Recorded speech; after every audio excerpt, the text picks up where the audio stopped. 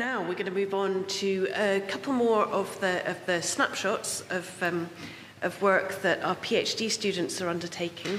And it's a great pleasure to introduce now Dr. Gòrdan Camshron, who's just completed his PhD working with, as a student of Somnol Rostig, working also with the Language Sciences Institute in Inverness at UHI.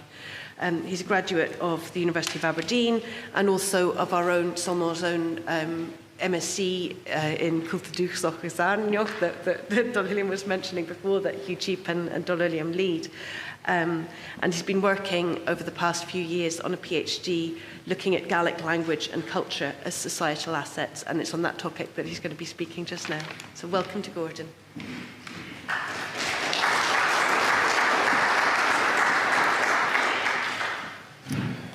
Good afternoon, everyone. I hope you can all hear me okay.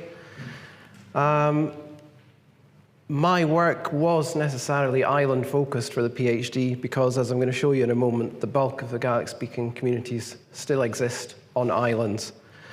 I spoke to and visited a number of agencies, individuals, businesses, organisations right across Scotland to try to understand how Gaelic language and culture can be viewed as societal assets and how they can be supported to allow Gaelic-speaking communities to face the economic, demographic and social challenges that they have today.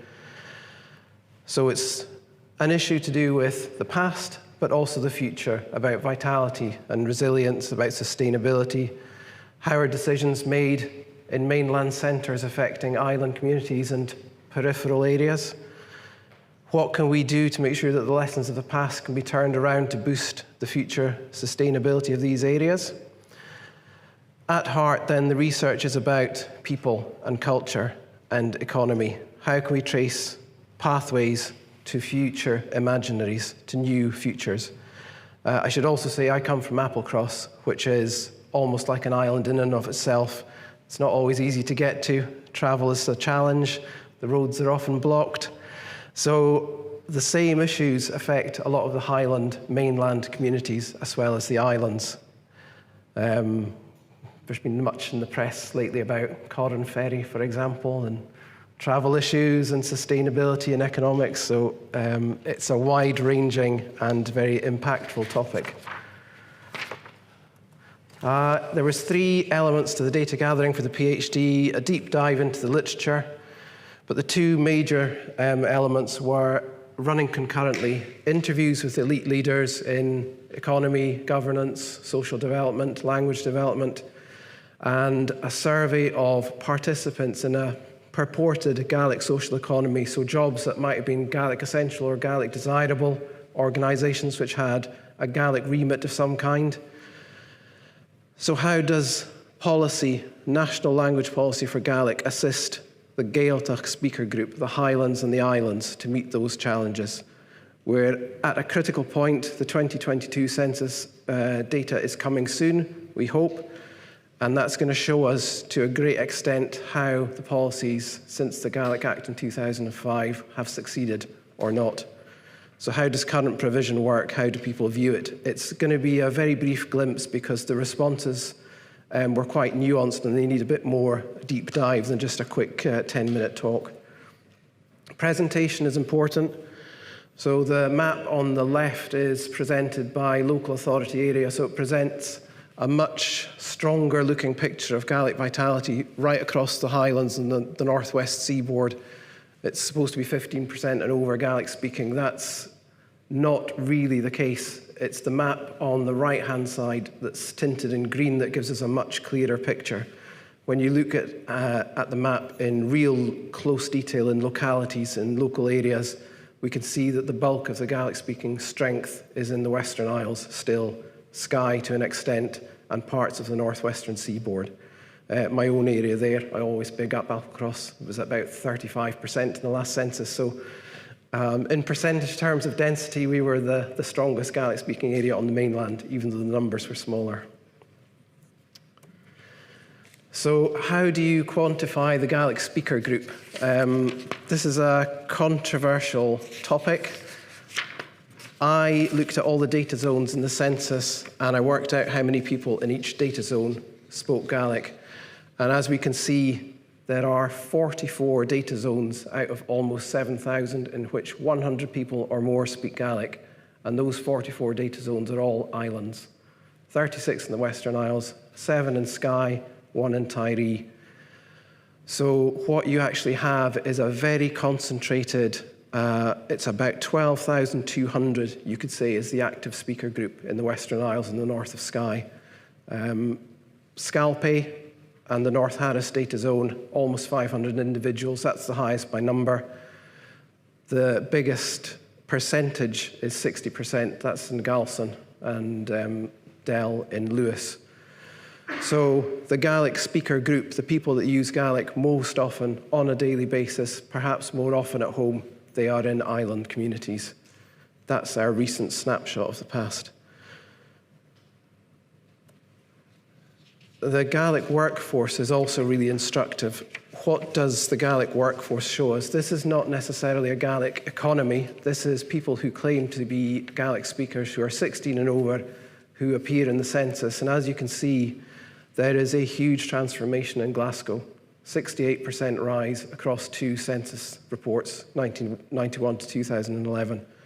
Edinburgh also goes up significantly, nearly 17%, over a fifth up in the rest of Scotland. But Argyll and Bute, a little bit like Professor Anderson's talk we saw earlier today with the population decline, that's been hit very hard. The Western Isles have dipped slightly, just over 3%, and the rest of Scotland has gone up by about a fifth. So what does that actually show us? In-migration into the cities, out-migration from the islands, institutionalisation of Gaelic, so Gaelic being used in particular organisations and sectors, education, for example, in Glasgow, the growth of the Gaelic school, the growth of BBC Alapa. But we're not seeing much in the way of reciprocal migration. There are not many people learning Gaelic and moving back to the Highlands or the islands. Solmore, perhaps, and Slate is one of the examples. There are some returners in North Uist and South Uist, but on the whole, it's not reciprocated. So we're still seeing a drift of young Gaelic-speaking skilled people south. So we have a past trend which is still continuing. How can we turn that around? Can we turn it around? We need to stop the siphoning off of talented individuals. Socioeconomic classification, this is a really interesting one that comes out of the census. So the higher proportions of managerial executive level jobs are found in civil parish bands E and F, which are at or around the Scottish national Gaelic-speaking density of 1.1%. The more manual occupations, the lower grade occupations tend to be in civil parishes A and B. So civil parishes A are all the ones in the Western Isles except Stornoway, so Barra, North Uist, South Uist, Barvas, Lochs, Uig. Stornoway is in B, along with all of the Skye parishes except for Strath. And I think Tiree is in civil parish B. So it's an interesting twist on the old get out to get on trope. This data now comes from my socioeconomic survey. So because of the strictures applied to the ethical research considerations, I couldn't ask people to identify themselves as individuals. I could only ask for postcode data. And I used the postcode data then to map that against the Scottish Government's 8-fold urban-rural classification. So I can work out who's urban lowlands, who's urban highlands, and who's in the Gaeltacht, which is basically all the postcodes in the Western Isles and the postcodes on the Northwest Seaboard. And as you can see, under £12,500, half of those people are in the Gaeltacht.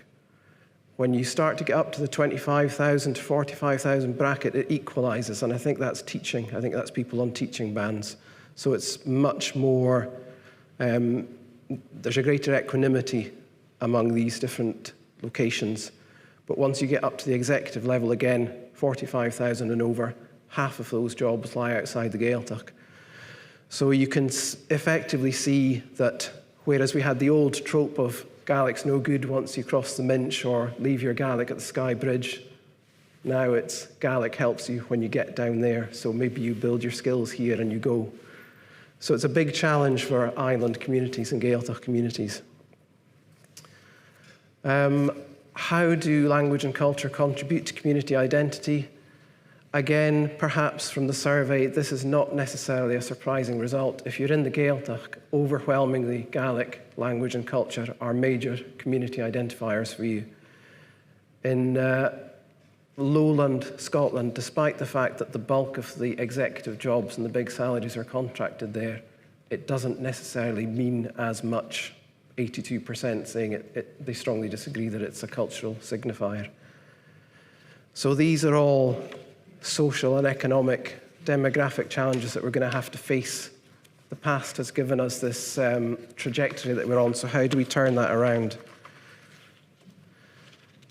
This is a photo that I was able to find from Alistair MacLeod and Skye, and Skye and Skye were hugely boosted in the post-Second World War era by ringnet herring fishery. It was essentially an environmentally sustainable two-boat operation. The boats could only carry nets of a certain size, and they could only carry a certain quantity of fish. It sustained 12 men, 6 on each boat, and you had Islanders and Highlanders working together in pairs, so boats from Skye would be paired with Applecross, Camshron and Lochcarron with Uist. So it was a network that brought all of these island and highland communities together, and it made and sustained connections. Those islands, especially Skye, were known as Treasure Island because so much money was flowing in that they were able to sustain their populations and build the material wealth and the social benefits and economic benefits that come with that. We can't bring those pasts back, but hopefully future events like this will guide us to new imaginaries. How can we get to a point where Gaelic is a societal asset as it was in the ringnet herring fishery, where all the Gaelic-speaking Islanders and Highlanders were on the radio communicating in Gaelic because they knew that the boats from the East Coast and from Ayrshire who were tracking them couldn't understand what they were saying. So the skills, the language-speaking skills, were utilised in jobs that were not Gaelic jobs. They were not the Gaelic economy, but they were the living social economy in which Gaelic was a key skill. So maybe taking the data from the past, how can we start to go towards that future again? Thank you very much. More in time.